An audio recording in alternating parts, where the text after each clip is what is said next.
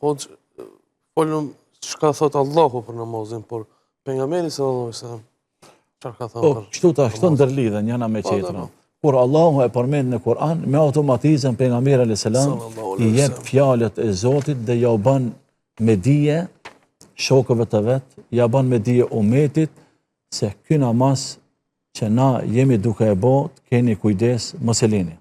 Edhe pejgamberi alayhis salam shumë hadithe ka përkujtu. Dhe më thënë, hadithet e pejgamberit sallallahu alaihi wasallam lidhe me namazin janë të shumta. Prej tyre ka thonë pejgamberi alayhis salam es-salatu imaduddin. Namazi është shtylla e fesë. Kjo është faktikisht fjala, një prej fjalëve më të mëdha të pejgamberit alayhis salam.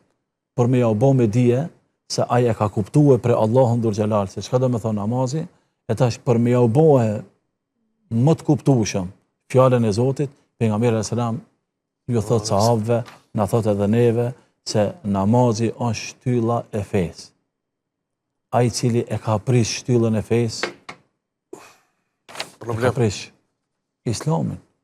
Nëse shtëpia jonë ka shtylla, edhe shtylla kryesore është një shtyllë kryesore në shtëpinë tonë, e ti as shtyllën kryesore e dëmton, ose e kput, ose e shem, çka bëhet? Shtëpia rafsh.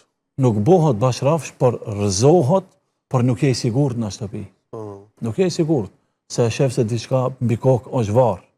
Hekri është varr, në qereminde është varr, blloku është varr, edhe nuk je i sigurt. Pse? Se e ki rënu dhe e ki rëzu dhe e ki kput një shtyllë nga shtyllat kryesore të shtëpisë. E pejgamberi sallallahu alajhi wasallam thotë: "Es-salatu imaduddin." Namazi është shtylla kryesore e fesë tonë. Kjo është e para. E dyta, pejgamberi sallallahu alaihi wasallam ka përkujtuar se namazi është ndërmjetësimi i parë në ditën e gjykimit. Namazi është ajo çka do të vetet besimtarin nga pyetjet e para. Nëse i ka pas punët mirë me namazin, edhe punët tjetër do të ketë mirë më mirë. Por nëse në pyetjen e parë nuk i ka pas punët mirë me namazin, do të ngele aty. Nuk kalon kollaj.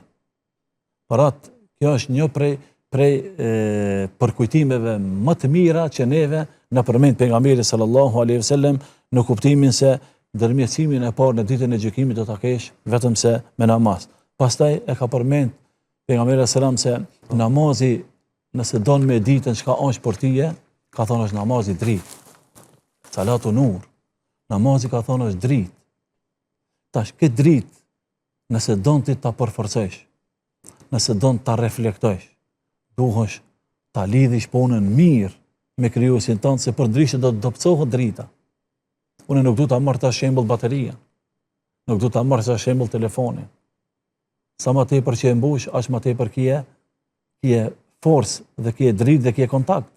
Sa më tepër që ti e ke lidhjen me Zotin, aq më tepër edhe drita dhe nuri jot do të jetë në trupin tënd. Pse? Se pejgamberi sa më ka thënë namazi është dritë.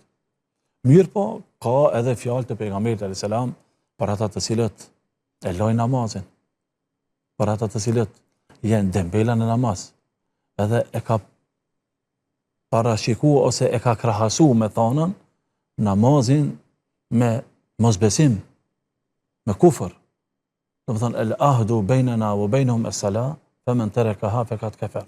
Është një fjalë e madhe pejgamberit alayhis salam ndërmjet neve edhe atyre, pra është me lë namazin. Kush e ka lë namazin, vetëm se ka bë kufër. E tash, na akoma i themi këtij personi ti je musliman, ti je besimtar, por besimtar i njollosur, besimtar faktikisht me pluhur, besimtar i nxim, besimtar me një mëkat shumë të madh. Atëherë çka? Hajde pastrohu. Hajde pastrohu se namazi është pastrim.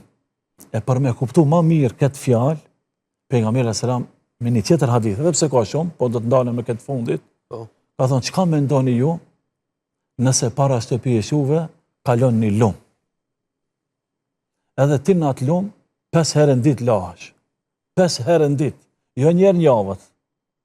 Ka njerëz një herë në javë lahet. Edhe është i pastër. I pastër fizikisht me trup, po me shpirt të Allahu a e din. Na flasim tash për zemrën tonë dhe për shpirtin tonë.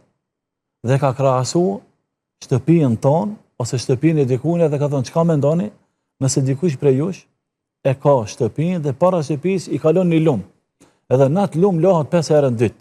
A do t'i mbesit dhe një njollë në trupin e vet? S'ka mundësi. S'ka njolla. Nuk ka era keq që të vere. Po para me do t'i në ujë lash dhe trupi vjen era. Qashtu është edhe me namazin, nëse ti 5 herë në ditë i lidhesh, i drejtohesh, i nënshtrohesh, Allahu dhul xhelal, nuk ka mundësi që ti qesh i njollosur. Nuk ka mundësi që ti të kesh mëkate.